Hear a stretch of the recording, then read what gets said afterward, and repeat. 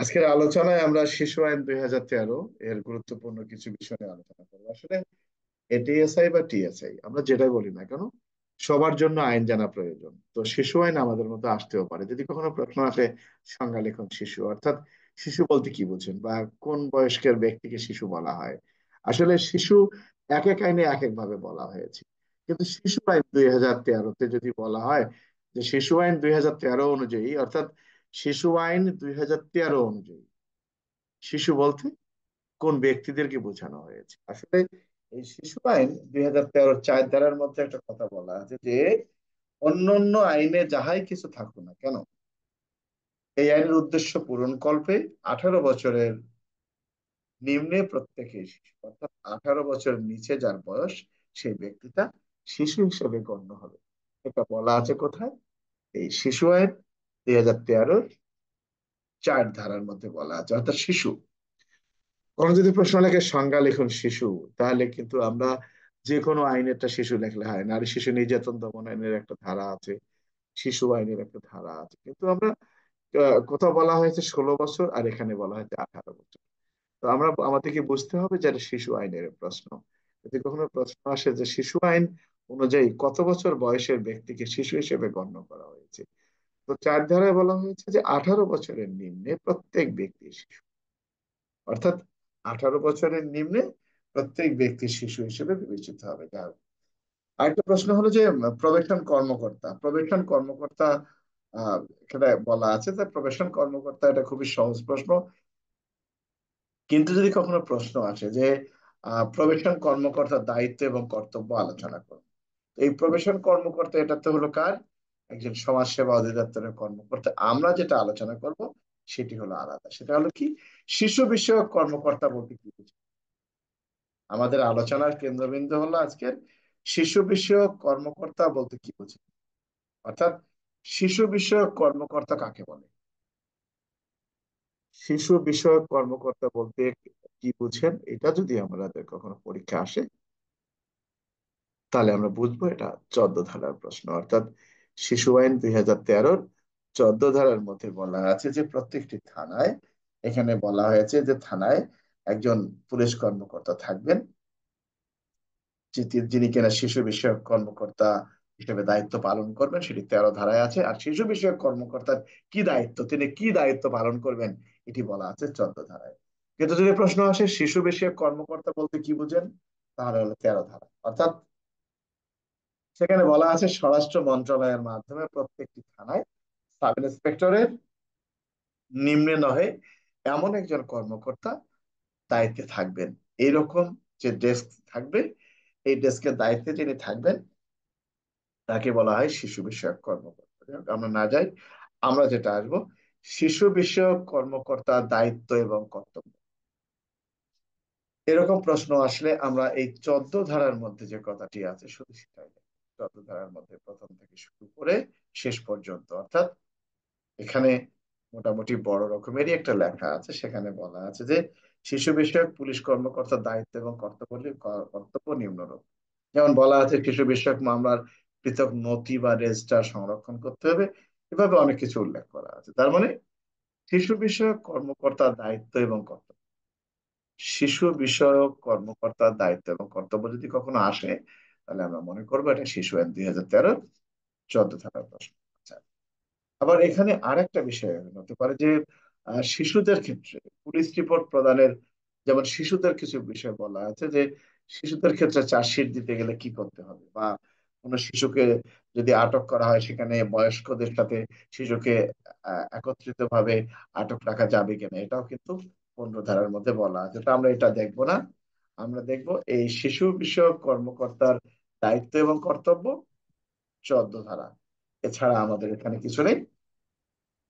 আমরা এখানে একটা বিষয় এখানে দেখার জন্য যে বিষয়টা আমরা আলোচনা করব সেটি হলো যে আমাদের মধ্যে খুবই গুরুত্বপূর্ণ এই বিষয়টা, সেটি হলো এই শিশু আইন 2013 অর্থাৎ গ্রেপ্তারকৃত শিশুর প্রতি, গ্রেপ্তারকারী কর্মকর্তার করণীয় কি, বা একজন ফাঁড়ির টিএসআই, আপনি একজন ফাঁড়ির টিএসআই, আপনি মাদকদ্রব্য সহ একজন শিশুকে আটক করেছেন, আপনার দায় দায়িত্ব উল্লেখ করেন। আসলে এখানে একটা বিষয়, আর একটা বিষয় বলা আছে যে এখানে একটা কথা বলা আছে, সেটি হলো যে যে ব্যক্তি গ্রেপ্তার করেছেন, অর্থাৎ শিশুকে যদি গ্রেপ্তার করে থানায় আনয়ন করা হয় তাহলে কি বলা আছে, এখানে বলা আছে এই 44-এর 3 ধারায় বলা আছে, শিশুকে গ্রেপ্তার করার পর গ্রেপ্তারকারী পুলিশ কর্মকর্তা গ্রেপ্তারের কারণ, অভিযোগের বিষয়বস্তু ইত্যাদি তাৎক্ষণিকভাবে শিশু বিষয়ক পুলিশ কর্মকর্তাকে অবহিত করবে। ভালো করে বুঝে নাও একটা জিনিস, তুমি নিজে গ্রেপ্তার করেছো, অর্থাৎ যদি প্রশ্ন আসে আপনি একজন টিএসআই, একজন শিশুকে আপনি গ্রেপ্তার করেছেন, আপনার করণীয় কি? আপনি ফাঁড়ির ইনচার্জ, একজন শিশুকে আপনি গ্রেপ্তার করেছেন, আপনার করণীয় কি? তখন আমরা কোন ধারা বুঝবো? আজাদ? 44-এর 3 স্যার। শুধু কি 44-এর 3? এখানে আরো তো আছে। এখানে কি শুধু কি 44-এর 3 হবে, এখানে আর নাই? কি, এখানে কি শুধু 44-এর 3 হবে, এখানে আর নাই? আছে স্যার। 3, 5। প্রশ্ন কি 3 থেকে 5 পর্যন্ত? প্রশ্নটা কি? আপনি ফাঁড়ির ইনচার্জ, একটা শিশুকে গ্রেপ্তার করলে আপনার করণীয় কি? বা কোনো পুলিশ অফিসার যদি কোনো শিশুকে গ্রেপ্তার করেন, তাহলে গ্রেপ্তারকারী কর্মকর্তার দায়িত্ব এবং কর্তব্য আলোচনা। এখন এই শিশু আইন 2013 44-এর 3 মধ্যে বলা আছে যে আমি যে শিশুটাকে গ্রেপ্তার করব, গ্রেপ্তার করার সাথে সাথেই গ্রেপ্তারের কারণ, অভিযোগের বিষয়বস্তু ইত্যাদি সম্পর্কে আমি শিশু বিষয়ক কর্মকর্তাকে অবহিত করব, এবং প্রাথমিকভাবে তার বয়স নির্ধারণের জন্য বিষয়টা আমি নথিতে লিপিবদ্ধ করব। এবং তবে আমি কোনো অবস্থাতেই এই শিশুটাকে গ্রেপ্তারের পর হাত করা বা কোমরে রশি লাগাবো না। অর্থাৎ এখানে বলা আছে শিশু বিষয়ক কর্মকর্তা করণীয় বলছে, যাকে আপনি গ্রেপ্তার করেছেন তার গ্রেপ্তারের কারণ, বিষয়বস্তু, গ্রেপ্তারের স্থান ইত্যাদি বা অভিযোগের বিষয়বস্তু আপনি শিশু বিষয়ক কর্মকর্তাকে অবহিত করবেন, কে? আপনি যেহেতু গ্রেপ্তার করেছেন। তবে কোনো অবস্থাতেই শিশুকে হাত করা বা রশি লাগানো যাবে না। এরপরে যে কথাটি বলা আছে যে আহ শিশুর বয়স নির্ধারণের ক্ষেত্রে পুলিশ কর্মকর্তা জন্ম নিবন্ধন সনদ, সনদের অবর্তমান স্কুল সার্টিফিকেট, স্কুলে ভর্তির প্রদত্ত তারিখ, দলিলাদি ইত্যাদি উদ্ঘাটন পূর্বক যাচাই বাছাই করে তার বয়সটা নির্ধারণ করে। আরেকটা বিষয় বলা আছে, তবে শর্ত থাকে, যে আদালতের বিষয়। 5-এ বলা আছে যে সংশ্লিষ্ট থানায় শিশুর জন্য উপযোগী কোনো নিরাপদ স্থান না থাকলে গ্রেপ্তারের পর থেকে আদালতে হাজির না হওয়া পর্যন্ত শিশুকে নিরাপদ স্থানে আটক রাখিবার ব্যবস্থা গ্রহণ করতে হবে। তবে শর্ত থাকে যে নিরাপদ স্থানে আটক রাখিবার ক্ষেত্রে শিশুকে প্রাপ্তবয়স্ক ব্যক্তির সাথে কোনো অবস্থাতেই রাখা যায়, এবং কোনো অপরাধী শিশুর সাথেও কোনো শিশুকে আটক রাখা যাবে না। তার মানে বক্তব্যটা হলো আপনার করণীয় কি? একটা জিনিস মনে রাখবা যে আইনের কিছু কিছু বিষয় আছে। উম, একজন শিশুকে গ্রেপ্তার করার পর পুলিশ অফিসারের করণীয় কি? বা আপনি একজন টিএসআই বা ফাঁড়ির ইনচার্জ, আপনি ক নামক শিশুকে 500 বোতল ফেন্সিডিল সহ আটক করেছেন, আপনি আপনার দায় দায়িত্ব উল্লেখ করুন। মামলা দেবো, এ দেবো, ও দেবো, সেটার বিষয় না, তো সেটা তো পরের বিষয়। এখানে বলছে আপনার দায়িত্বটা কি, দায়িত্ব আপনি পালন করবেন যাকে আপনি গ্রেপ্তার করেছেন। গ্রেপ্তারকৃত শিশুর প্রতি একজন এটিএস এর করণীয়। আমার কথা কি বুঝতে পারছো তোমরা, জাফর ইকবাল বা জান্নাতুল? আর বুঝতে পারছি স্যার।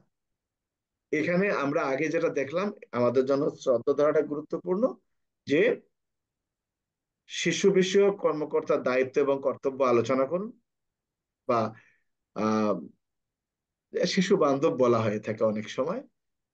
আর এই 44-এর 3, 4, 5 কি বলা আছে, যে যে শিশুটাকে আপনি গ্রেপ্তার করেছেন তার প্রতি আপনার কি কি দায়িত্ব আছে।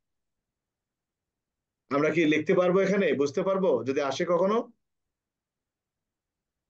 নিচে পারবো স্যার। আর একটা কথা মনে রাখতে হবে এখানে, এই 45 ধারার একটা বক্তব্য আছে। কি 45 ধারায় কিন্তু আর একটা বক্তব্য আছে, কি যে শিশুকে গ্রেপ্তার করে নিয়ে গেলে থানার কর্মকর্তার করণীয় কি, আমাদের ওটা দরকার নেই। আপনি গ্রেপ্তার করেছেন, আপনার করণীয় কি? আমার কথা বোঝা গেছে না বোঝা নাই?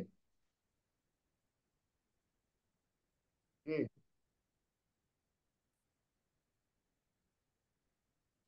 কি জান্নাতুল, কোনো সমস্যা আছে এখানে বুঝতে? স্যার আমার এখানে নেটের সমস্যা করে আমি কথা বুঝতে পারতেছি না স্যার। আচ্ছা, যা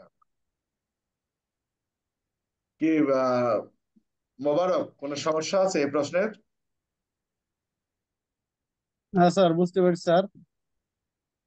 আরেকটার জন্য তোমাদের, তাহলে আমরা একটা দেখলাম শিশু বিষয়ক কর্মকর্তা দায়িত্ব এবং কর্তব্য, সেটি হলো 14 ধারা। আর একটা দেখলাম যে আপনি নিজে একটা শিশুকে আটক করেছেন, আপনার দায়িত্ব এবং কর্তব্য আলোচনা। আরেকটা প্রশ্ন, সুবিধা বঞ্চিত শিশু বলতে কি বুঝি? কোন কোন শিশুদেরকে সুবিধা বঞ্চিত শিশু হিসেবে গণ্য করা হয়েছে? কোন কোন শিশুদের সুবিধা বঞ্চিত শিশু হিসেবে গণ্য করা হয়েছে? এটি হলো 89 ধারায় বলা আছে, সুবিধা বঞ্চিত শিশু। আমার কথা কি বুঝতে পারছো? কি তো 89 ধারায় বলা আছে যে যে সকল শিশুর পিতামাতা বা উভয়েই মৃত্যুবরণ করেছেন এরাও শিক্ষক সুবিধা বঞ্চিত শিশু। আইনানুগ যাদের অভিভাবক নেই তারাও, এখানে বিভিন্ন বলা আছে, যারা ভিক্ষা করে চলে বা যারা হিজড়া বা যারা সেক্স ওয়ার্কার হিসেবে কাজ করে যে শিশুরা, বা যারা প্রতিবন্ধী শিশু, যারা মাদক ব্যবসার সাথে জড়িত আছে, যারা রাস্তাঘাটে থাকে, যারা গৃহহীন, বেদে বা হরিজন পল্লী, এদেরকেও সুবিধা বঞ্চিত শিশু হিসেবে গণ্য করা হয়। তো যদি কোনো প্রশ্ন আসে যে শিশু আইন 2013 অনুযায়ী সুবিধা বঞ্চিত শিশু বলতে কাদেরকে বোঝানো হয়েছে, বা কোন কোন ব্যক্তিগণ শিশু সুবিধা বঞ্চিত শিশুর মধ্যে অন্তর্ভুক্ত? আমার কথা কি বুঝতে পারছো?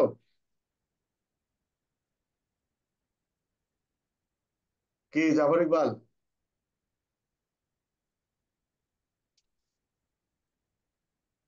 জাফর ইকবাল, আমার কথা বুঝতে পারছো না বোঝা নাই? স্যার কাটা কাটা তো কিছু করার নাই, নেট সমস্যা স্যার, কি করবেন স্যার? বোঝা যায় না কি ক্লিয়ার স্যার। কি মোবারক, তুমি বুঝতে পারছো, শুনতে পারছো আমার কথা? স্যার কথা বুঝতেছি কিন্তু ক্লিয়ার হচ্ছে না স্যার। কোনটা আবার একটু বললে ভালো হয় মনে। সুবিধা বঞ্চিত শিশু, এটা কি তোমরা সুবিধা শুনছো? বুঝতেছি। কত না স্যার, শিশু আইনি যাদের মা প্রাপ্ত বাবা নেই। নাই স্যার, অভিভাবক বাপ্পা নাই। নাই পথ শিশুর, এগুলো হলো সুবিধা বঞ্চিত শিশু, ঠিক আছে? 89 ধারা। আমরা চলে আসি পর্নোগ্রাফি আইন। পর্নোগ্রাফি কাকে বলে? পর্নোগ্রাফি কাকে বলে? একটা মেয়ে, একটা মেয়েকে আর একটা ছেলে রেপ করেছে, এই রেপের ভিডিও ধারণ করে ফেসবুকে ছাড়িয়ে দেওয়া হয়েছে, এটা কি পর্নোগ্রাফি? কি পর্নোগ্রাফি কাকে বলে? পর্নোগ্রাফি। তোমরা কি আমার কথা শুনতে পাচ্ছ না শোনো নাই? শোনা যায় স্যার? এটা শোনা যাচ্ছে স্যার। পর্নোগ্রাফি কাকে বলে? আমরা চলে আসি, পর্নোগ্রাফি বলছে যৌন উত্তেজনা সৃষ্টিকারী কোন অশ্লীল সংলাপ, অভিনয়, অঙ্গভঙ্গি। দেখো, একটা কথা জেনে রাখবা যে অনেক সময় দেখা যায় যে অনেকেই একজন নারীর মানে তার সাথে সেক্সুয়াল কিছু করার পরে সে ছবিগুলো পোস্ট করে, বা ছবিগুলো একটা ভিডিও ফিল্ম তৈরি করে রাখে তাকে ভবিষ্যতে প্রতারণা করার জন্য। এটা কিন্তু পর্নোগ্রাফির মধ্যে পড়বে না। পর্নোগ্রাফি কোনটা পড়বে? উভয়ের স্বইচ্ছায়, উভয়ে স্বইচ্ছায় যৌন উত্তেজনাকর কোনো কিছু যদি করে, যেটি কিনা কোনো ফেস্টুন, কোনো ছবি কিংবা অঙ্কন, বা এমন কোনো অশ্লীল কোনো সংলাপ বা অভিনয় বা অঙ্গভঙ্গি, কোনো নৃত্য, এগুলোকেও বলা হয় পর্নোগ্রাফি। অর্থাৎ এই পর্নোগ্রাফি আইন 2012, এখানে পর্নোগ্রাফির সংজ্ঞা দেয়া আছে। পর্নোগ্রাফি কাকে বলে, সংজ্ঞা লিখুন, পর্নোগ্রাফি। আমার কথা শোনো, যে আইনের যেভাবেই কোনো সংজ্ঞা আসুক না কেন, আমরা যদি বইটা আস্তে আস্তে খুঁজি তাহলে কিন্তু আমরা সঠিক উত্তর পাবো। আমরা তাড়াহুড়া করব না, ঠিক আছে? কে? আর কত ধারা স্যার এটা, কোন গানের? পর্নোগ্রাফি আইনের 2 এর মধ্যে সংজ্ঞা আছে, এখানে সংজ্ঞা, এটা তো অন্যগুলোর প্রয়োজন নাই। আমি সংজ্ঞাগুলা এখানে আলোচনা করতেছি, আমার কাছে যেগুলো আছে আর কি। তো আমরা আসলে আইনের তো অভাব নাই। আবার আমরা চলে আসি বাল্য বিবাহ নিরোধ আইন। এই বাল্য বিবাহ নিরোধ আইন 2017, বাল্য বিবাহ নিরোধ আইন, এটা আমাদের জন্য প্রয়োজন আছে, বাল্য বিবাহ নিরোধ আইন। এখানে বাল্য বিবাহ নিরোধ আইনের একটা কথা বলা আছে যে বাল্য বিবাহ নিরোধ আইনে যদি কখনো প্রশ্ন আসে যে বাল্য বিবাহ বন্ধে সরকারি কর্মকর্তা বা স্থানীয় সরকারের সাধারণ ক্ষমতা, যদি কোনো প্রশ্ন আসে বাল্য বিবাহ কে বন্ধ করতে পারেন, বাল্য বিবাহ কে বন্ধ করতে পারেন? বাল্য বিবাহ নিরোধ আইন 2017 এর 4 ধারাতে বলা আছে যে একজন ম্যাজিস্ট্রেট, উপজেলা নির্বাহী কর্মকর্তা, উপজেলা মহিলা বিষয়ক কর্মকর্তা, উপজেলা সমাজসেবা কর্মকর্তা, প্রাথমিক বা শিক্ষা কর্মকর্তা, থানার ভারপ্রাপ্ত কর্মকর্তা বা স্থানীয় সরকারের প্রতিনিধি কোনো ব্যক্তি লিখিত বা মৌখিক আবেদন বা অন্য কোনো মাধ্যমে বাল্যবিবাহ সংবাদ প্রাপ্ত হলে তিনি উক্ত বিবাহ বন্ধ করতে পারবেন। যদি কখনো প্রশ্ন আসে একজন পুলিশ অফিসার কি বাল্য বিবাহ বন্ধ করতে পারেন, যদি পারেন তাহলে কখন? বা পুলিশ কি বাল্য বিবাহ বন্ধ করতে পারেন? শোনো, বাল্য বিবাহের এখানে অনেকগুলো ঘটনা আছে। এখানে কিছু কিছু ক্ষেত্র আছে ছেলের বয়স পূর্ণ হয়েছে, মেয়ের বয়স কম, ক্ষেত্রে যেভাবে হোক না কেন বাল্য বিবাহ এখানে বলা আছে। বাল্য বিবাহ কে বন্ধ করতে পারে, আমরা সব ধারাগুলোতে যাব না। বাল্য বিবাহ কে বন্ধ করতে পারে? তো বাল্য বিবাহ সম্পর্কে যদি প্রশ্ন আসে, এখানে একটা জেনে রাখো, এখানে একটা বিষয় জেনে রাখো, দেখা গেল যে ছেলেটার বয়স বেশি, মেয়েটার বয়স কম, এটাও কিন্তু বাল্য বিবাহ মানে বাল্য বিবাহ নিরোধ আইন, বাল্য বিবাহ নিরোধ আইন 2017 অনুযায়ী অপরাধ। অর্থাৎ ছেলের বয়স বেশি বেশি, মেয়ের বয়স কম, বা মেয়ের বয়স বেশি ছেলের বয়স কম, 16 বছরের নিম্নে, এটা কিন্তু এখানে অপরাধ হিসেবে গণ্য করা হচ্ছে। যাই হোক, এখানে অনেকগুলো বিষয় বলা আছে। প্রাপ্তবয়স্ক ছেলেদের ক্ষেত্রে বলা হয়েছে 21 বছর, আর মেয়েদের ক্ষেত্রে বলা হয়েছে 18 বছর, বিবাহের ক্ষেত্রে এখানে বলা হয়েছে। আচ্ছা, এখন প্রশ্ন হলো এই বিবাহ যদি তারা করেন, যেমন বাবা মা যদি বাল্য বিবাহ করানোর জন্য অনুমতি প্রদান করেন, বাবা মারও কিন্তু শাস্তি বিধান। আচ্ছা, আরেকটা বিষয় আছে, কাজী সাহেব যে বিবাহ পড়াবেন তারও শাস্তির বিধান আছে। একজন ব্যক্তি সরকারি কর্মকর্তা, তিনি যদি জানতে পারেন যে এখানে একটা বাল্য বিবাহ অনুষ্ঠিত হচ্ছে, আর তিনি যদি এটা বন্ধ না করেন তারও শাস্তির ব্যবস্থা আছে। অর্থাৎ তাহলে আমরা এখানে বুঝতে পারবো, আমরা একটা কথা বলবো যে একজন ব্যক্তি বিবাহযোগ্য কিনা, একজন ব্যক্তি বিবাহযোগ্য কিনা তার বয়স প্রমাণের ক্ষেত্রে কোন কোন দলিলগুলো আদালতে গ্রহণযোগ্য, এটা আমাদের জন্য গুরুত্বপূর্ণ। অর্থাৎ একজন ব্যক্তি বিবাহযোগ্য কিনা, এই বিবাহযোগ্য কিনা এই বিষয়টা তার যে বয়স প্রমাণের ক্ষেত্রে কোন কোন দলিলগুলো গ্রহণযোগ্য। আমরা দাদার কাছে আগে মানে গল্পে শুনতাম, ছোটকালে গল্প, কিছু কিছু দুষ্ট প্রকৃতির লোকেরা গল্প করতো যে বিবাহের বয়স হয়েছে কি, ওই গরু যে ঘরে থাকে সেই গরুর ঘরে নাকি তাকে প্রস্রাব করতে দিত, যে দেখো তুমি বিবাহযোগ্য হয়েছে কিনা, মানে কথাগুলো এরকম ছিল, খোশ গল্প। কিন্তু না, এই বাল্য বিবাহ নিরোধ আইন 2017-এর এখানে 12 ধারায় বলা আছে যে একটা ছেলে বিবাহ যোগ্য কিনা তাহা প্রমাণ করতে গেলে কোন কোন সার্টিফিকেট গুলো আদালতে গ্রহণযোগ্য। এই 12 ধারাটাই আমাদের জন্য গুরুত্বপূর্ণ। 4 ধারাটা একটা হলো কি, যে কোন কোন কর্মকর্তা বাল্য বিবাহ বন্ধ করতে পারেন, আর একটা হলো যে বাল্য বিবাহের ক্ষেত্রে বা একটা ব্যক্তি বিবাহযোগ্য কিনা তার বয়স প্রমাণের ক্ষেত্রে কোন কোন কাগজপত্রগুলো আদালতে গ্রহণযোগ্য।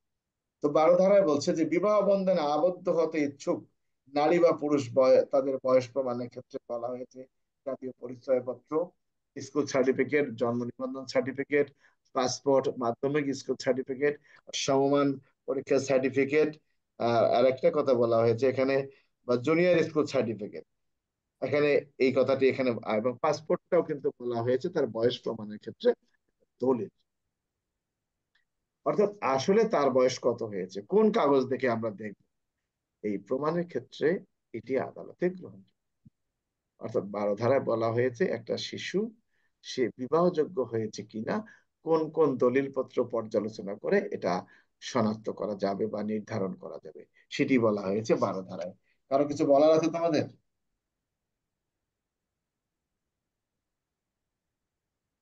কি জান্নাতুল? স্যার, হ্যাঁ বলো। দণ্ডবিধির 140 ধারাটা একটু আর যে 171-এর মধ্যে পার্থক্যটা বুঝতে পারতেছি না। 140 হলো আর্মি আর 171 হলো পুলিশ, জেনে রাখবা, এটুকু তফাৎ। 140টা সেনা নৌ বিমানের, এটা আমরা আলোচনা করতেছি পরবর্তীতে, যেহেতু তুমি বলেছো। শোনো, পেনাল কোডের দণ্ডবিধি বলতে কোনো শব্দ নেই, জেনে রাখবা। পেনাল কোডের 140 ধারা, 140 ধারাটা হলো যে সেনা নৌ বিমান, সেনাবাহিনীর সৈনিক, বিমান বাহিনীর বৈমানিক, নৌবাহিনীর নাবিক বলে যদি কোনো ব্যক্তি পরিচয় দেন বা এই ধরনের পদের কোনো পোশাক পরিধান করেন, সেটা হতে হবে মানে, অর্থাৎ আমাদের যেমন কনস্টেবল র্যাঙ্ক, এইরকম সর্বনিম্ন র্যাঙ্কের যে ওদের পদের কথা বলা হচ্ছে, সেনাবাহিনীর সৈনিক, বিমান বাহিনীর বৈমানিক এবং নৌবাহিনীর নাবিক, এইরকম যদি কোনো ব্যক্তি পরিচয় দেন বা এই পদের পোশাক যদি পরিধান করেন, অর্থাৎ যে ব্যক্তি কিনা সেনাবাহিনী, নৌবাহিনী বা বিমান বাহিনীর সদস্য নাও হয়েও এই পদের কোনো পোশাক পরিধান করেন বা পরিচয় প্রদান, তাদের কথা বলা হয়েছে এখানে 140 ধারায়। আর 171 ধারার বক্তব্যটা হলো যে পদে তিনি অধিষ্ঠিত নন, অর্থাৎ তুমি যে পদে অধিষ্ঠিত নও, যদি সেই পদের কোনো প্রতীক পরো বা পোশাক পরিধান করো। বিষয়টা বোঝা গেছে? জি স্যার। 140 ধারাটা শুধুমাত্র 3টা র্যাঙ্কের কথা বলা হয়েছে: সেনাবাহিনীর সিপাহী, বিমান বাহিনীর সিপাহী, নৌবাহিনীর সিপাহী, অর্থাৎ সৈনিক, নাবিক এবং বৈমানিক। এখানে কোনো র্যাঙ্কধারীর কথা বলা হয়নি। কিন্তু 171 ধারার বক্তব্যটা বলা হয়েছে, কেউ যদি আর্মির একজন মেজরের পরিচয় দেন, একজন নায়কের পোশাক পরিধান করেন, তাহলে কি হবে? কর্পোরালের পোশাক পরিধান করেন, এই জন্য বলা হয়েছে 171।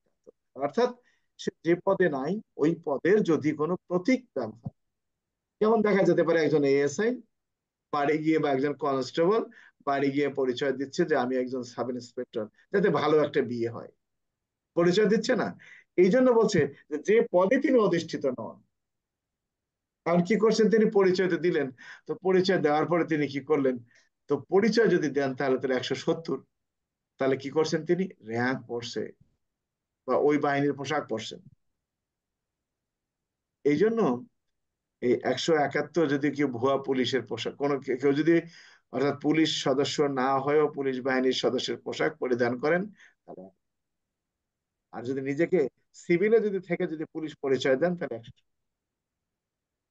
একজন কনস্টেবল তিনি এএসআই না, সে যদি এএসআই পোশাক পরিধান করেন তার অপরাধ 171। আমার কথা কি বুঝতে পারছো না বোঝো নাই? বুঝতে পারছি স্যার। যাক, আমরা মোটামুটি একটু আলোচনা করলাম, আর কারো কিছু বলার থাকলে বলতে পারো। স্যার, বলো। আর ওই যে ফেরারি রেজিস্ট্রেশন, এটা কি স্যার? কি? ফেরারি রেজিস্ট্রেশন। এটা তো বুঝলাম না বাবা, কি বললে তুমি? এটা এটা আমার জানা নেই, এটা কোন ধারার প্রশ্ন? এটা পিআরবি স্যার নাকি? আমি এটা বুঝলি না স্যার। তোমার শব্দটাই ভালো করে হয় নাই।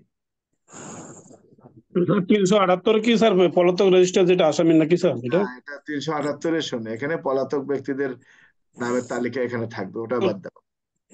শোনো, একটা জিনিস জেনে রাখবা, আমরা অনেক কিছু জানি না। একটা প্রশ্ন হলো যুগপৎ আন্দোলন, এই যে বাচ্চারা আন্দোলন করতেছে, যেগুলো আন্দোলন, যুগপৎ, যৌথ আন্দোলন, আর যুগপৎ অভিযান, এই যুগপৎ অভিযানে কেউ পিআরবি 378 সেটা ভুল। 378 না, 378-এর আলাদা বিষয়। এটা ওয়ারেন্ট রেজিস্টার কিভাবে সংরক্ষণ করতে হবে সেগুলো এখানে উল্লেখ করা আছে। তো ওই যে আমরা যখন কোনো খুঁজে না পাই তখন কিন্তু আমরা একটা মারে দিই আর কি, মনে করি এটাই ঠিক হয়ে গেছে, তা আমরা এটা দেবো না। তো তোমার কি ফেরারি রেজিস্টার না কি বলছে এটা বলো। স্যার ফেরারি রেজিস্টার। আচ্ছা, এই ফেরারি রেজিস্টারের বক্তব্যটাই 378 পিআরবিতে উল্লেখ করা আছে এখানে। এখানে যে বক্তব্যটা আছে সেটা হলো 378-এ বলা আছে, দেখো এই জিনিসটা ভালো করে দেখবা। 300 যে বলছে কোন থানায় বসবাসকারী বা যোগাযোগ রক্ষাকারী ফেরারি অথবা দণ্ডপ্রাপ্ত পলাতক আসামির রেজিস্টার, অর্থাৎ যে সকল সাজা হয়েছে আসামির সাজা হয়েছে কিন্তু সে ফেরারি মানে সে পলাতক, তাদের রেজিস্টারটা সংরক্ষণ করার কথা বলা হয়েছে পিআরবি 378 বিধিতে। বোঝা গেছে এটা সামেদুল? এখানে বক্তব্যটা কি বলা আছে যে আহ বিপি বলছে রেজিস্টার বিপি ফর্ম নাম্বার 66 দুই ভাগে বিভক্ত হবে। প্রথম অংশ অন্তর্ভুক্ত করিতে হইবে দণ্ডপ্রাপ্ত পলাতক আসামি এবং ফেরার অপরাধীর নাম, তাহারা কোথায় অপরাধ করেছে তা দেখিবার প্রয়োজন নেই, তবে তাদের বাসস্থান সাধারণভাবে উক্ত থানা। অর্থাৎ তোমার এখানে যদি কোনো দণ্ডপ্রাপ্ত ওয়ারেন্টে যায় তুমি কি করবা সেটা এখানে বলা হয়েছে। না গেছে গেছে হামিদুল কি, জাফর ইকবাল শুনতে পাচ্ছ আমার কথা?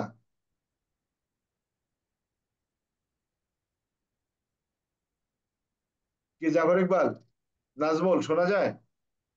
হ্যাঁ শোনা যায় স্যার। শোনা যায় স্যার, ক্লিয়ার শোনা যায়। ওই যে ফেরারি সামেদুল, আমার কথা কি শুনতে পাচ্ছ তুমি? জি স্যার, শোনা যাচ্ছে স্যার। অর্থাৎ তুমি থানার একজন কর্মকর্তা, তোমার এখানে যদি একটা সাজাপ্রাপ্ত পলাতক আসামির নামে ওয়ারেন্ট আসে তাহলে তুমি কি ব্যবস্থা গ্রহণ করবা সেটাই বলা বলা হয়েছে 378-এ। আমার কথা বোঝা গেছে? এখানে জি বলা স্যার, হয়েছে 378 স্যার, ক্লিয়ার স্যার। এখানে বলা হয়েছে যে কোন থানায় বসবাসকারী, যোগাযোগ রক্ষাকারী, ফেরার অপরাধী এবং দণ্ডপ্রাপ্ত পলাতক আসামির রেজিস্টার, এখানে দুটো রেজিস্টার মেনটেন করতে হবে। তো বলছে যে তাকে কোথায় সাজা দেওয়া হয়েছে সেটা তোমার দেখার দরকার নাই, কিন্তু সে তোমার থানা এলাকায় বসবাস করে, এই কাগজটা পাওয়ার পর তুমি কি ব্যবস্থা নিবা সেটাই এখানে বলা হয়েছে পিআরবি 378। আমার কথা কি বুঝতে পারছো? জি স্যার। এখানে আরো কথা বলা আছে, বিভিন্ন ভাবে এখানে উল্লেখ করা আছে। এখানে আবার অনেকে সেই যৌথ অভিযান বা যুগপৎ অভিযানকে এখানে দেখানো হয়েছে, এটা সঠিক। যাও, আর কারো কিছু? স্যার হ্যাঁ, স্যার আমার একটা বিষয় জানা ছিল স্যার, এই যে বর্তমানে যে রেল টেল ভাঙলো, রেল মেট্রো রেল টেল, এতে স্যার কোন আইনে মামলা হবে স্যার, কোন ধারায় স্যার এদের এখানে বিরুদ্ধে? আমি বলি, এখানে যেটাই ভাবুন না কেন এখানে সন্ত্রাস বিরোধী আইন আছে, এর 6 ধারা আছে, এখানে বিভিন্ন ধারা আছে। এখন ওখানে তারা কিভাবে নিছে সেটা জানি না। এই সন্ত্রাস বিরোধী আইন আছে, সন্ত্রাস বিরোধী আইনের মধ্যে স্পষ্ট করে উল্লেখ করা আছে। আমরা একটু তোমাদেরকে বলি, সেখানে এই যে সন্ত্রাস বিরোধী আইন, সেখানে দেখো 6 ধারার মধ্যে কি বলা আছে, সন্ত্রাসী কাজ বলা আছে যদি কোনো ব্যক্তি সত্তা বিদেশি নাগরিক বাংলাদেশের অখণ্ডতা, সংগতি, জননিরাপত্তা, সার্বভৌমত্ব বিপন্ন করিবার আতঙ্ক সৃষ্টি করে, কোন সরকার ইত্যাদি কোন কাজ করিতে বিরত রাখিতে বাধ্য করিবার উদ্দেশ্যে কোন হত্যা, গুম, আঘাত, অপসারণ, অগ্নিসংযোগ, অনেক কিছু এখানে উল্লেখ করা হয়েছে। বুঝতে পারছো? জি স্যার। ধারায় অপরাধের কথা বলা হয়েছে আর শাস্তির কথা বলা হয়েছে। এখানে 7 থেকে শুরু হয়েছে শাস্তি, এখানে মৃত্যুদণ্ড পর্যন্ত আছে। এখন এই ধারায় মামলা নিলে বিশেষ ক্ষমতা আইনে মামলা নেওয়া হয়নি, বিশেষ ক্ষমতা আইনে 15 ধারায় মামলা নিয়েছে, যেখানে সন্ত্রাস বিরোধী আইন আছে, স্যার সন্ত্রাস এটা। সন্ত্রাস বুঝতে বিরোধী আইন পারছো? স্যার, সঠিক হ্যাঁ, স্যার। সন্ত্রাস বিরোধী জি আইনে স্যার। মামলা হওয়ার কথা। স্যার, ওই যে খবরে যে দেখাচ্ছে নাশকতা, সহিংসতার, এইটার উপর মামলা দিচ্ছে নাকি? নাশকতা, সহিংসতা, তা নাশকতা সহিংসতা তুমি কি 15 ধারায় তো নিতে পারবে না। 1974 সনের বিশেষ ক্ষমতা আইনের মধ্যে বলা আছে এখানে। হ্যাঁ, এই নাশকতার বিষয়টি এখানে উল্লেখ করা আছে বিশেষ ক্ষমতা আইনের 15 ধারা এখানে আছে, কিন্তু এই 15 ধারা অন্তর্ঘাতী কাজ এখানে কি বলা আছে জানো? কোনো একটা দুর্বল পরিবার ইত্যাদি করিবার জন্য কোনো যানবাহন ইত্যাদি কলকব্জা বাণিজ্যিক শিল্পকৃত প্রতিষ্ঠানে ব্যবহৃত করা হয়েছে, এগুলো কি করে? ঝুলন্ত রীতি ইত্যাদি কি করে ক্ষতিগ্রস্ত করে। তো এখন এখানকার যে কথা বলা আছে সেই ব্যক্তি তাহলে সেই ব্যক্তি মৃত্যুদণ্ড যাবজ্জীবন, এখানে অন্তর্ঘাতী কাজও দিতে পারে। আমার মনে হয় 1974 সনের বিশেষ ক্ষমতা আইনে মামলা হয়েছে, আমার যতটুকু ধারণা। আমি জানি না, মামলা এখানে দুটো নিতে পারে, একটা হলো সন্ত্রাস বিরোধী নীতি, হ্যাঁ, বিশেষ ক্ষমতা আইলে কোন ধারা হবে স্যার? 15 ধারা। 15 ধারা স্যার, ঠিক আছে, হুম। ঠিক আছে।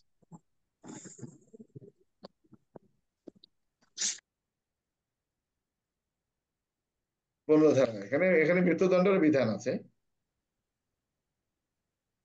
এই এটা আমার মনে হয় এইটাতে মামলা নিচ্ছে এখানে।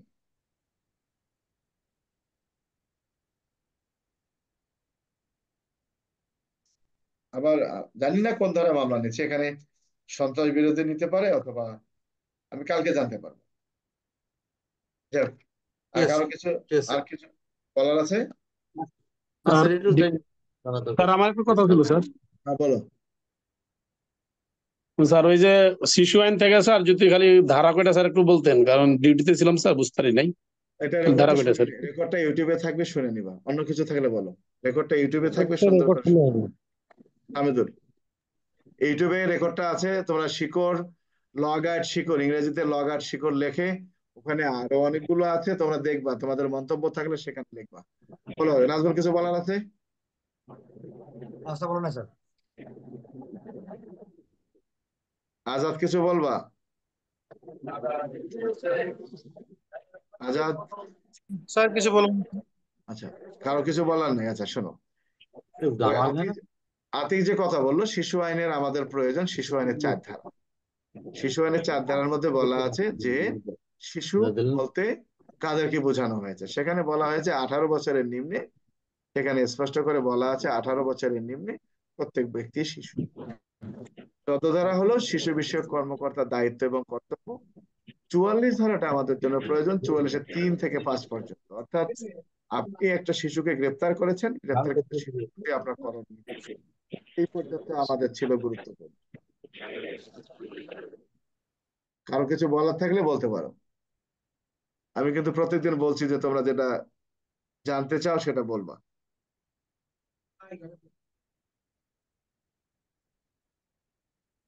কি কিছু বলার আছে নাজমুল?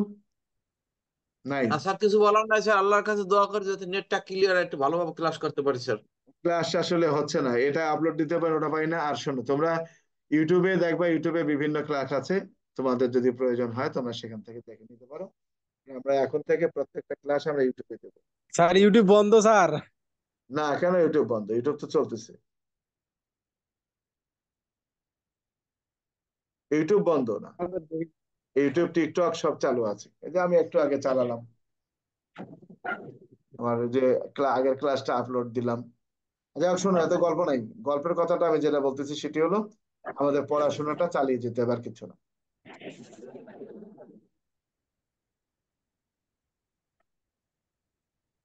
তো আমরা শেষ করি।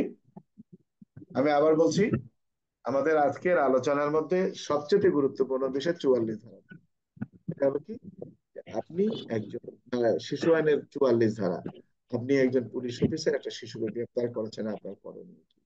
আজকের আলোচনার জন্য এটা। আর হলো বাল্য বিবাহ নিরোধ আইন 2017 12 ধারাটা আমাদের জন্য গুরুত্বপূর্ণ। 12 ধারা এবং 4 ধারা, যে কে কে বাল্য বিবাহ বন্ধ করতে পারে, আর বাল্য বিবাহ একটা শিশু বিবাহযোগ্য কিনা তার বয়স নির্ধারণের ক্ষেত্রে কোন কোন জিনিসগুলো প্রমাণ হিসেবে ব্যবহার করা যাবে। অর্থাৎ বাল্যবিবাহ নিরোধ আইনের 4 এবং 12, আর শিশু আইন 2013, সেটি আমাদের জন্য গুরুত্বপূর্ণ আজকের বিষয়। এগুলো কোনটা? 44-এর 3, 4, 5। অর্থাৎ আপনি একজন টিএসআই, এসআই অমুক, আপনি একটা শিশুকে গ্রেপ্তার করেছেন, অর্থাৎ গ্রেপ্তারকৃত শিশুর প্রতি পুলিশ অফিসারের করণীয়। আরেকটা প্রশ্ন এখানে আসতে পারে যে আমলযোগ্য অপরাধে কোনো শিশুকে গ্রেপ্তার করেছেন, এই ক্ষেত্রে শিশু বিষয়ক কর্মকর্তার করণীয় কি? বা 5,000 বোতল বা 50 লাখ ফেন্সিডিল সহ একটা শিশুকে গ্রেপ্তার করেছেন, করণীয় কি? ওই একই আমি সিজ করব, ওই ক্রাইম সিন করব না। এখানে কথা যেটা বলা হয়েছে যে একটা শিশুকে গ্রেপ্তার করার পর আপনার করণীয় কি? আপনাকে বুঝতে হবে যে এটা শিশু আইন 2017, দুঃখিত 2013, 44-3, 4-5। রাকিব কিছু বলবার?